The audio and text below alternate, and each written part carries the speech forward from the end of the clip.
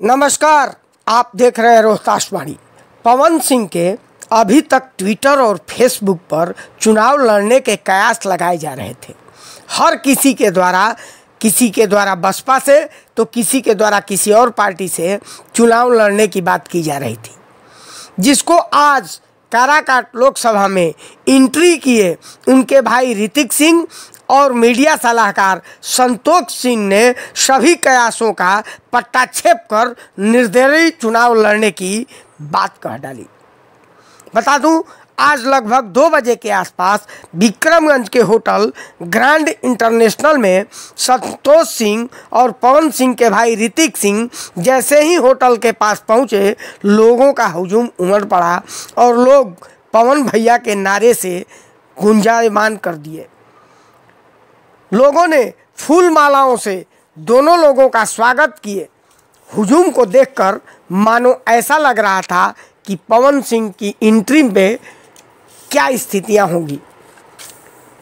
पवन सिंह के मीडिया सलाहकार संतोष सिंह ने पवन सिंह की एंट्री 20 के बाद किसी भी समय हो सकती है उन्होंने बताया, लेकिन एंट्री ऐसी होगी जो धमाकेदार होगी।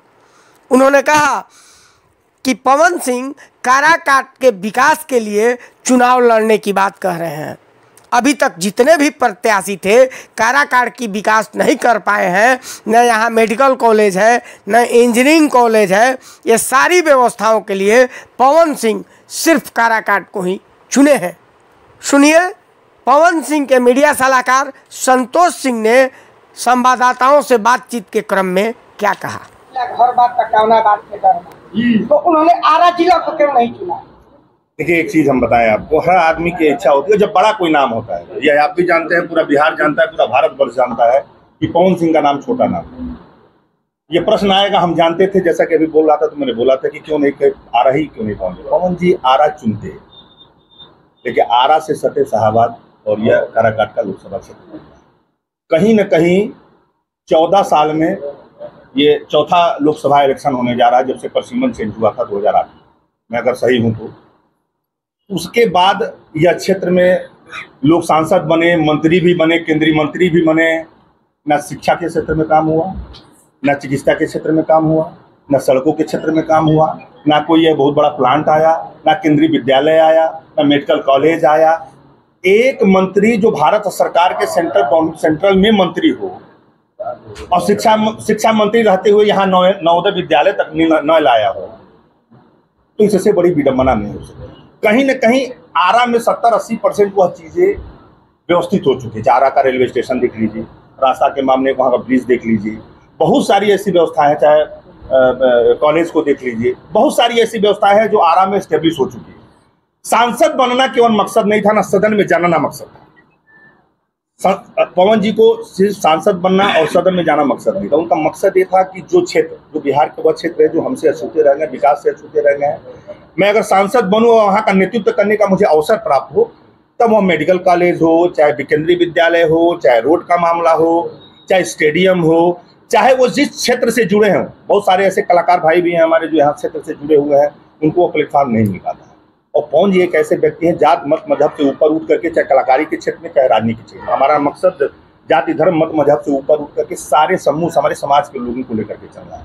तो काराकाट चुनने का मेन मकसद हमारा रहा कि जिस विकास से काराकाट आज तक अछूता रहा है, उस विकास को काराकाट में हमको, चाहे वो कॉलेज हो, चाहे वो मेडिकल कॉलेज हो, चाहे वो रोड हो, चाहे कोई फैक्ट्री बड़ी हो, बहुत सारी चीजें हैं। जो सोच है, जो उनकी व्यवस्था है, पवन जी भी आएंगे तो आपके साथ शेयर करेंगे। उनके चलते पवन जी ने काराकाट को। अभी एनडीए प्रत्याशी से कल बात हो रही थी मीडिया से, तो उन्होंने कहा कि साइंस का विद्यार्थी कॉमर्स क्या जाने। मैं एक चीज किस दृष्टि से लेते हैं? देखिए, एक चीज मैं कहूँगा उपेंद्र कुशवाहा जी को, साइंस और कॉमर्स शायद वह दोनों पढ़े नहीं है अच्छे से। उसमें साइंस और कॉमर्स के बाद आर्ट भी एक चीज होता है। पवन जी मतलब आर्ट मतलब कला, पवन जी कला के क्षेत्र आते, वो 2 ही विषय जानते थे, उनके बारे में भी उनको सही जानकारी नहीं थी। साइंस और कॉमर्स पे ही अटक गए, लेकिन कला को उन्होंने तवज्जो नहीं दिया। जबकि कला का मतलब होता है कि एक कला में सारी चीजें आती है, वो चाहे राजनीतिक कला हो, चाहे जिस फील्ड से पवन जी आते हैं वह कला हो, कला के क्षेत्र में सब कुछ आता है। और मैं उपेंद्र कुशवाहा जी को सिर्फ एक कहूंगा कि काराकाट की जनता ने आपको अवसर दिया था। आप जहां आज कहीं जा रहे हैं, आपको विरोध का सामना करना पड़ रहा है। अवसर मिला था, आपको केंद्र में मंत्री थे, विकास किए रहते, विकास के नाम पर वोट मांगने जाते, जात और मत मजहब से उठ करके वोट मांगने जाते, तो शायद काराकाट की जनता आपको तवज्जो देती। लेकिन मुझे कहने और बताने की जरूरत नहीं है, और मेरी लड़ाई उपेंद्र कुशवाहा से है ही नहीं। पहली बात मैं बड़ा स्पष्ट हूँ, मैं अब भी कह रहा हूँ और तभी कहा, पवन जी की लड़ाई काराकाट के विकास से है। विकास के लिए लड़ेंगे, विकास के लिए काम करेंगे। जात मत मजहब से उनका कोई दूर दूर तक कोई लेना देना नहीं है। और मुझे यह